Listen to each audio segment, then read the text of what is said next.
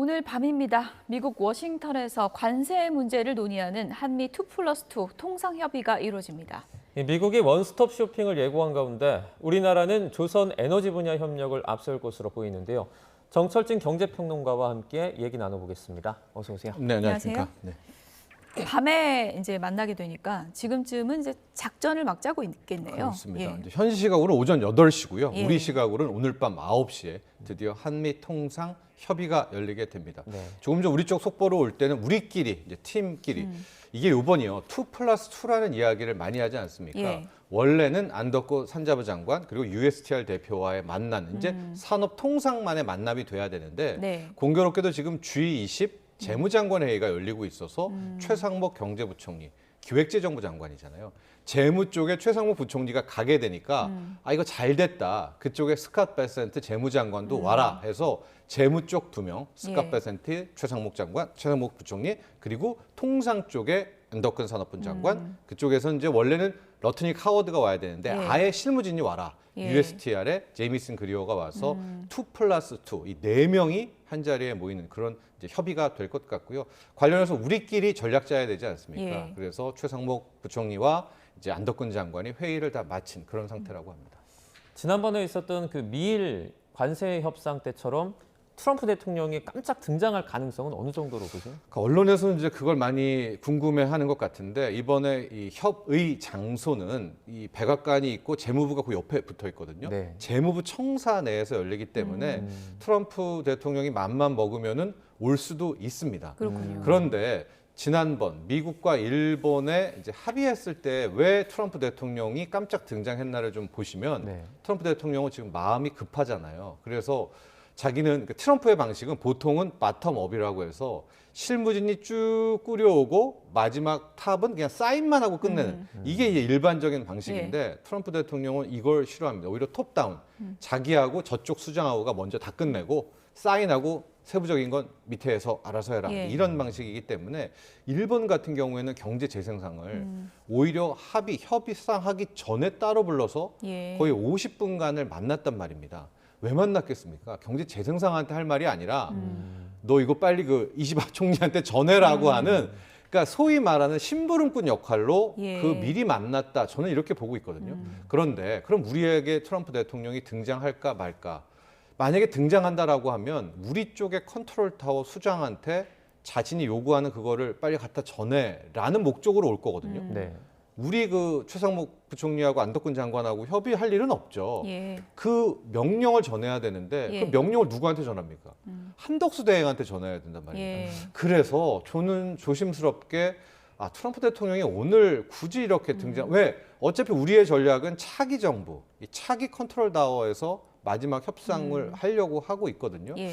그래서 저는 등장하지 않을 것이다라는 쪽으로 예측을 하고 있는데 뭐 이거야 뚜껑을 열어봐야 되는 것이 아닌가라고 보고 있고 등장하는 게 좋은 건가요? 안 좋은 건가요? 뭐 케이스 바이 케이스죠. 예. 만약에 등장을 한다면 우리 쪽은 좀 좋은 게 예. 명확하게 트럼프 대통령이 이거는 절대 안 놓치겠구나라는 속내를 바로 할 수가 있겠죠. 이제 그런 장점은 있다라고 볼 수 있는데 일요일 날 이제 교황의 장례식이 또 이탈리아에 예. 있잖아요. 네. 그러니까 아마 뭐 내일께는 밤에는 트럼프 대통령도 또 이탈리아로 출발을 해야 되니까 뭐 그 와중에 잠깐 들을 수도 있겠고요. 예. 떠나기 전에 여러 가지 이야기가 있겠지만 일장일단이 함께 존재하는 것 같습니다. 트럼프의 네. 등장이요.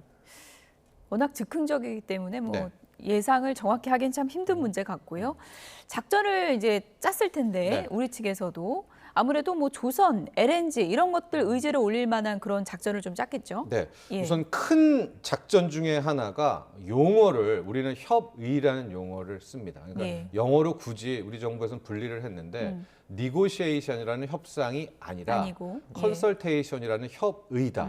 이건 지금 이제 최상목 부총리와 안덕근 장관이 가기는 가지만 예. 이거는 협의를 시작하는 것이지 협상은 아직 시작도 안 했다. 즉 우리 쪽 입장에서도 차기 정부, 우리 이제 대선이 있으니까 하는 것이 맞다라는 것을 좀 이런 컨설테이션이나 협의의 말로 일단 이야기를 한 것이고요.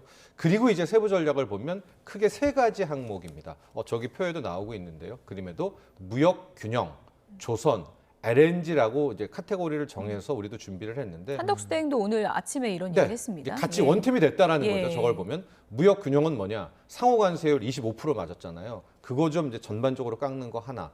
특히 지금 안덕근 장관이나 최상목 부총리 모두 이야기하는 것이 예. 자동차입니다. 지금 품목별 관세에서 철강, 알루미늄, 자동차는 이미 25%를 맞고 있거든요. 그러니까 한국 자동차에 대해서 지금 부과되고 있는 이 25% 관세율을 어느 정도 좀 낮출 수 있는 보관. 이것이 무역 균형에서는 가장 클 것 같고, 조선은 우리가 갖고 있는 무기입니다.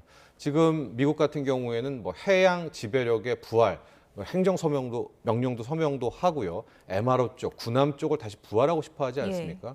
여기에서는 우리 도움이 되게 절실하니까 이건 우리가 내줄 수 있는 분야다라고 볼 수 있고, 마지막 저 LNG는 크게 두 가지입니다. 하나의 LNG 중에 첫 번째는 미국이 LNG 수출 대국이잖아요. 일본도 그랬고 아마 지금 사전 협상을 하게 된 5개 나라들, 인도, 호주, 영국 모두 미국 LNG 얼만큼 사줄까? 예. 뭐 그 부분이 하나가 있고, LNG의 두 번째 항목은 알래스카 LNG 가스 프로젝트입니다. 그래서 진짜 여기에 지금 미국, 일본과 한국밖에 없거든요. 과연 우리에게 어느 정도 투자를 요구하는 건지 이 알래스카 LNG 가스 프로젝트에 이것도 한번 우리가 들어볼 그럴 대목이 있어서 크게 무역균형, 조선, 그리고 LNG 가스 이렇게 세 가지로 나눠서 우리는 지금 준비를 하고 협의를 하려고 합니다. 네. 우리의 입장은 이번에는 방위비 분담은 좀 나중에 얘기하자 약간 이런 전략인데 네.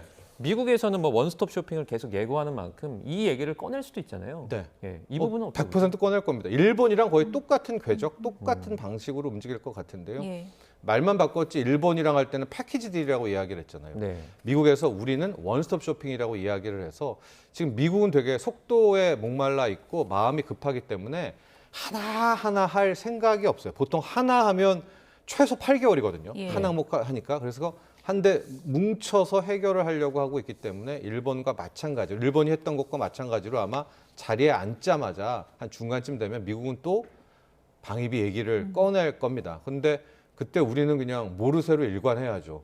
아, 지금 우리가 왜 지금 이 방위비를 얘기하냐? 예. 뭐 이렇게 하죠. 왜냐하면 지금 재무하고 통상 두 전문가가 무슨 방위비입니까? 예. 그래서 우리는 모른다로 하고 좀 선을 그어야 될 텐데 예. 쉽지는 않을 거예요. 미국도 어떻게든 그 방위비로 엮어가지고 우리를 더 혼란시키려고 궁지에 몰을 그럴 전략이기 때문에 여기에 대해서는 좀 철저하게 예. 대비해야 되겠습니다. 네. 모르쇠 전략도 괜찮다. 네, 이런 네. 얘기 해주셨습니다. 책임 네. 없다 전략이라는 것들. 내일 이제 네. 결과가 나올 텐데 좀 지켜보도록 하고요. 네. 트럼프 대통령이 이제 관세 전쟁 선포할 때 아주 호기로운 모습이었는데 꼬리를 좀 내리는 모습도 보이고 있습니다. 중국과의 뭐 관세 전쟁 속에 지금 관세 50%까지 낮출 수 있다고요? 이런 네. 얘기했습니다. 이 시간에도 말씀드렸었는데 예. 모든 게 트럼프 뜻대로 가고 있고 이제 트럼프가 마지막으로 추진하려는 게 약달러하고 저금리 아니었었습니까? 네. 약달러까지도 완성을 했어요. 약달러를 하면 뭐가 좋냐?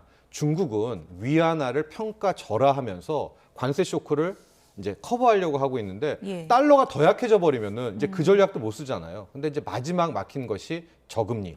누가 팔았는지는 모르지만 미 국채를 누군가 투매하면서 금리가 급등해 버리지 않았습니까? 미 국채 금리가. 그러니까 예. 미 국채가 안전 자산은커녕 오히려 좀 위험 자산처럼 셀 아메리카가 나오니까 굉장히 마음이 조급해졌고, 그래서 나오는 이야기가 월스트리트저널이 현재 145%의 대중 관세, 경우에 따라서 50에서 65% 거의 반 정도까지 이제 인하할 것이다라는 보도가 나왔고요.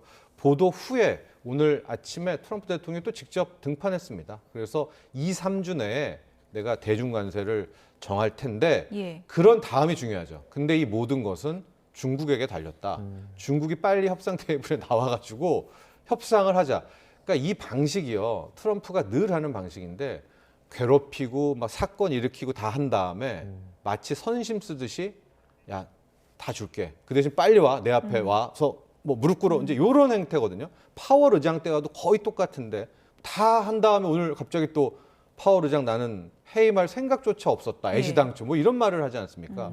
중요한 건 이게 문제가 아니라 중국의 반응인 것 같아요. 예. 어제도 이제 트럼프 대통령이 뭐 중국에 대한 완화적 발언했을 때 중국이 등장을 했는데 굉장히 좀 뭐 자기네도 열려 있다라고 이야기는 하지만 오히려 자기한테 넘어온 공을 다시 미국한테 넘겼거든요. 그러니까 이제 또 트럼프가 중국한테 넘겼으니까 오늘 오후쯤에 또 중국의 어떤 입장을 나오는지 밝히는지는 봐야 되겠지만 서로 공을 넘기고 있는 와중에 그 누가 먼저 전화할 것인가, 누가 먼저 연락할 예. 것인가, 이게 되게 관건일 것 같습니다. 일각에서는 이 트럼프 대통령이 지금 처음에 보였던 어떤 강경한 수위를 조금 이렇게 낮추는 게 뭐 물론 전략일 수도 있겠지만 잠시 좀 처음보다 어떻게 보면 좀 조급한 모습을 보이고 있다라는 분석도 있거든요. 이건 네. 어떻게 그래서 나오는 아까 말한 것처럼 이제 네네. 채권 시장에서의 국채에서의 자기가 뜻대로 안 되는 것들, 또 미 전역에서 나오고 있는 반 트럼프 시위, 지금 3개월 됐잖아요. 네, 대통령 된 지. 그런데 떨어지고 있는 지지율, 이런 것들이 좀 신경이 쓰였을 것 같습니다. 또 하나 더욱 놀랐던 건 중국의 대응이죠. 트럼프 일기 때와 너무나 중국이 다른 모습을 보이고 있으니까 트럼프 대통령도 일단은 본인이 갖고 있는 여러 수 중에서 플랜 A, 플랜 B, 아마 플랜 C까지도 가고 있는데 중국이 지금 너무 단호해요. 그래서 어제 또 무슨 뭐 해프닝 같은 게 있었냐면 어제 스캇 베센트하고 이제 트럼프 대통령이 중국과 물밑 협상 잘 되고 있다 뭐 그랬단 예. 말이에요. 그래서 네. 기자들이 스캇 베센트한테 지금 어떻게 협상하고 있느냐.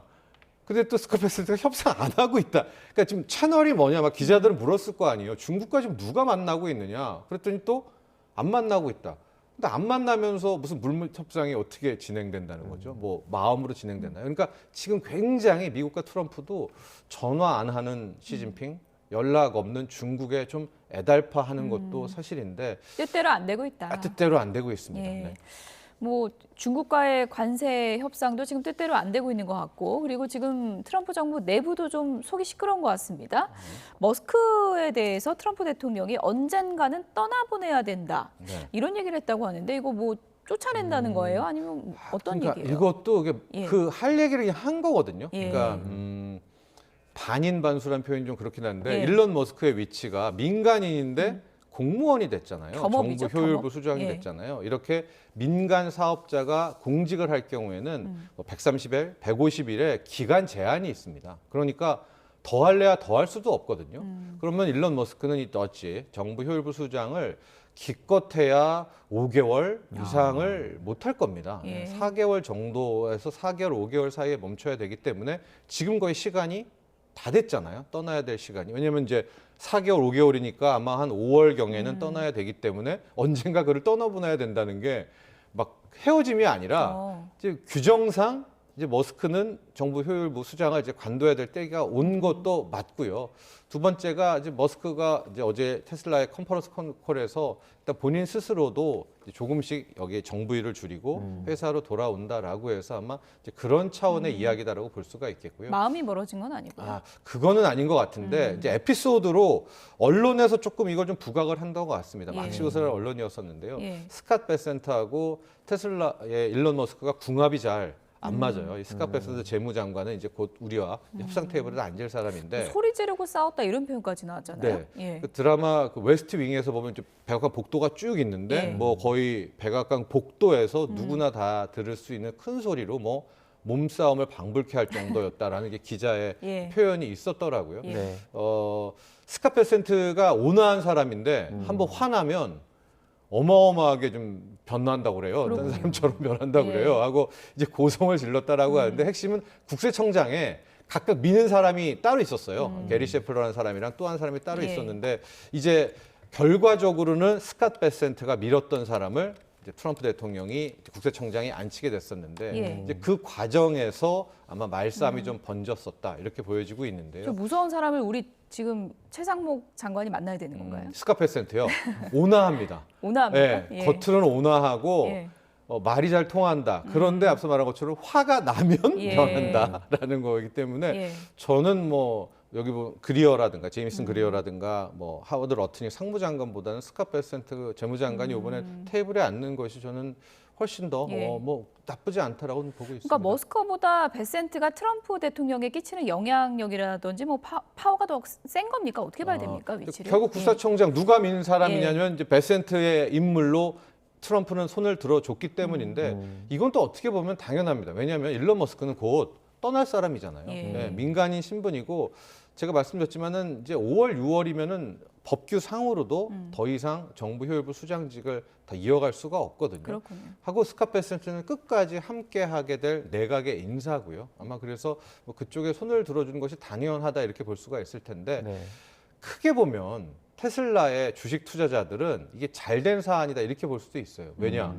하도 지금 그 정부 일하면서 이미지 떨어져서 차 안 팔리고 온갖 비난받으면서 테슬라 주가 폭락했잖아요. 그래서 어저께 컨퍼런스 콜에서 자기 이제 빨리 경영 매진하겠다라고 하니까 주가가 예. 폭등을 이틀 연속한 부분도 있습니다. 예. 다만 이거 하나는 꼭 체크해야 될 게 왜 저기 일론 머스크가 정부 효율부 수장으로 들어갔느냐.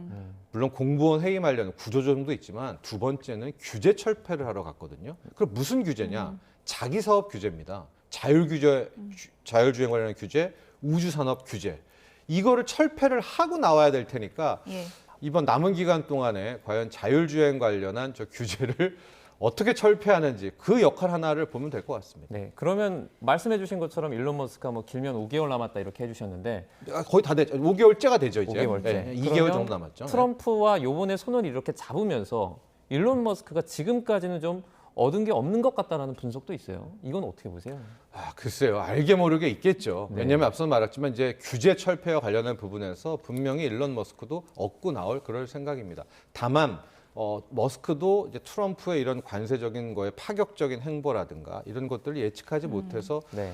뭐 전 세계적인 미움을 받게 되는 예. 뭐 그런 상황이 온 거죠. 네. 어쨌든 뭐 헤어질 결심이다 이런 얘기까지 나오는데 어느 쪽에서 먼저 결단을 하느냐 이 부분도 좀 흥미롭게 지켜봐야 될 것 같습니다. 네. 지금까지 정철진 경제평론가였습니다. 오늘 말씀 고맙습니다. 고맙습니다.